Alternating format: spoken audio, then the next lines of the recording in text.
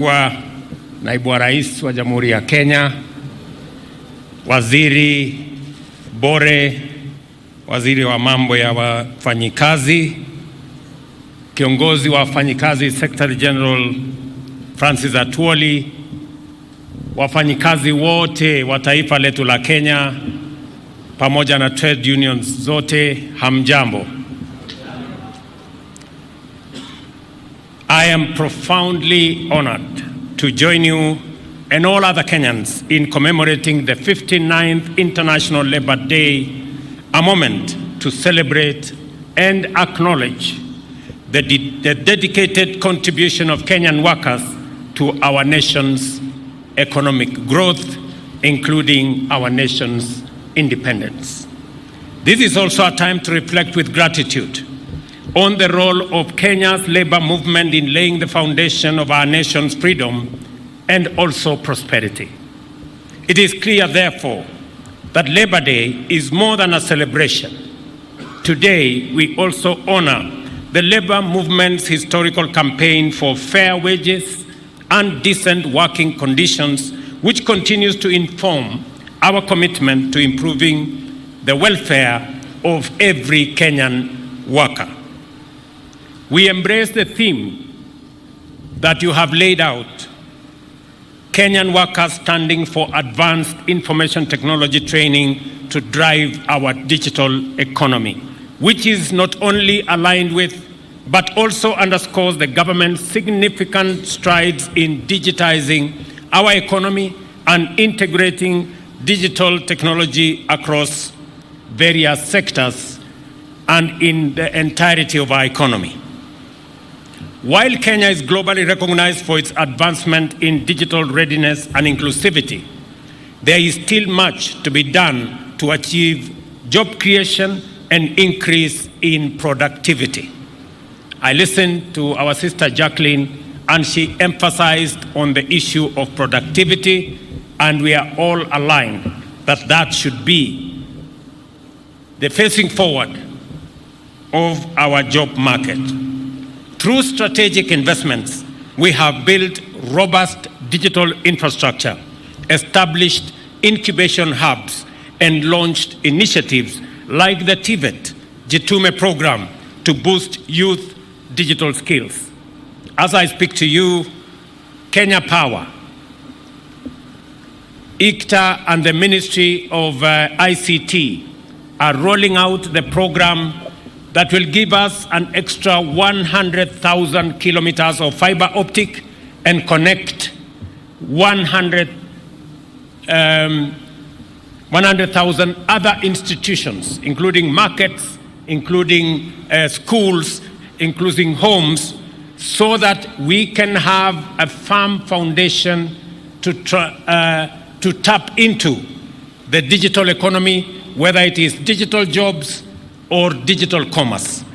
Likewise, the Ajira digital program aims to empower over 1 million young people with digital job opportunities, showcasing our commitment to revolutionize the economy through our digital economy. Despite progress, workers still face precarious conditions. We are dedicated to updating labor We are dedicated to updating labor laws to protect workers in today's evolving market. We are also committed to relevant government and private sector entities to expedite policy development and legal frameworks for this dynamic sector, ensuring full protection of workers' rights. Further, we have implemented measures to enhance our vocational training across counties. This is aimed at increasing their capacity to equip our workforce with the necessary skills to bridge the gap between available jobs in the market and suitably trained workers for these positions in our ever-changing economy. The pace at which jobs are created in our country is way lower than the rate at which new workers enter the job market. Every year, 1 million workers enter the job market in Kenya, while only 200,000 are absorbed into formal jobs, both in the private and public sector. Labor migration, therefore, is a critical component of our socio-economic development, benefiting both Kenya and counties that welcome our workers.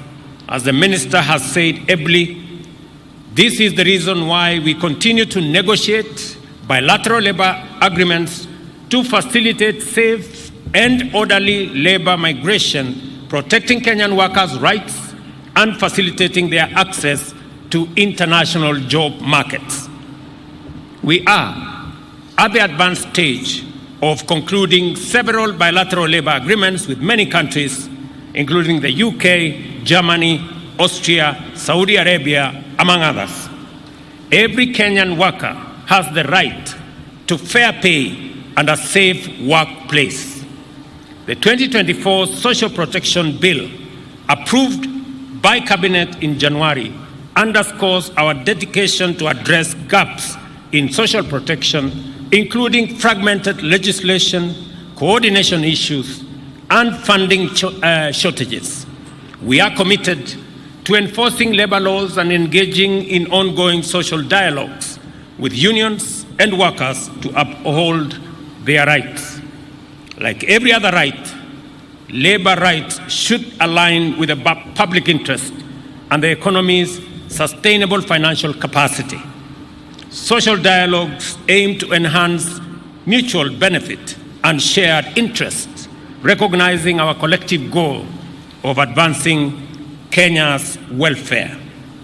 While the right to undertake industrial action is enshrined in the Constitution and labor laws, it must be exercised responsibly with due regard to the well-being of the public, and I urge all parties involved to act in good faith and prioritize the interests of our citizens.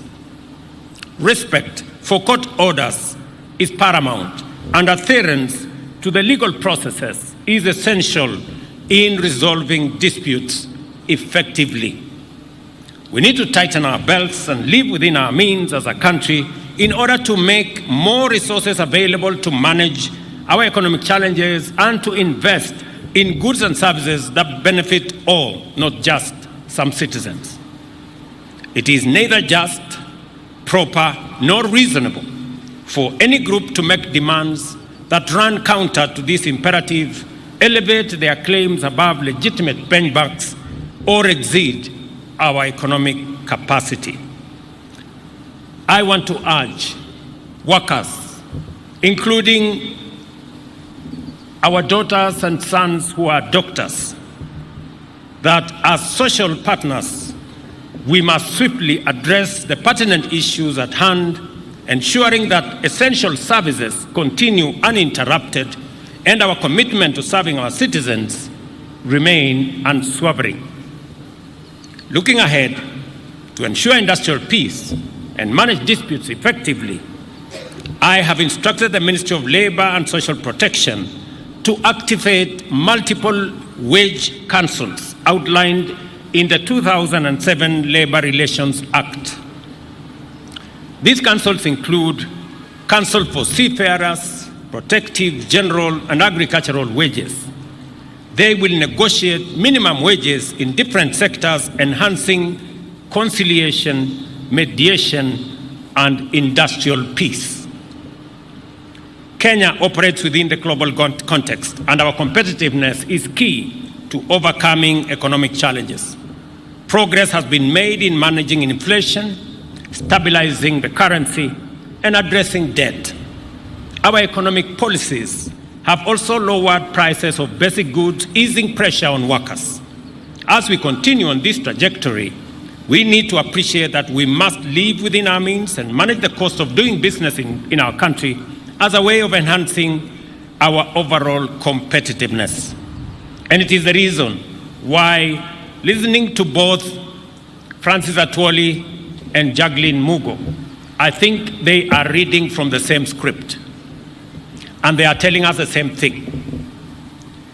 What they are telling us from my reading is that all of us, as the people of Kenya,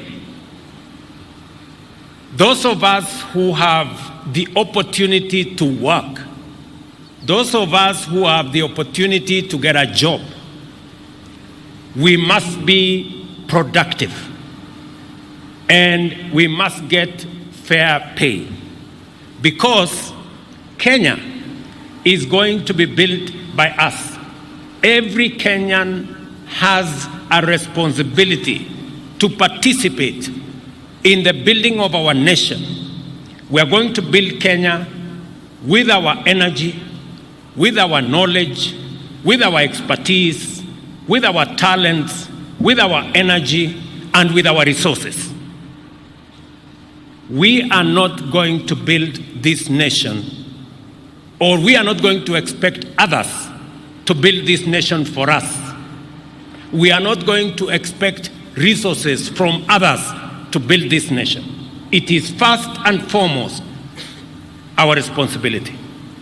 And that is the reason why we must bring into the bracket as many Kenyans as possible to participate in working in Kenya, so that they too can contribute their talent, their energy, their expertise, their knowledge in building our country. It is the reason why I have been deliberate and intentional on making sure that we do at least three things. Number one, we have a deliberate program on how to create more jobs. As I talk to you today, we have 140,000 young people who were not working last year, but they are working this year in our housing program. As I talk to you today here, we have another 120,000 young people in our TVETs, in our ICT hubs today, who are earning salaries, who have a job, a digital job.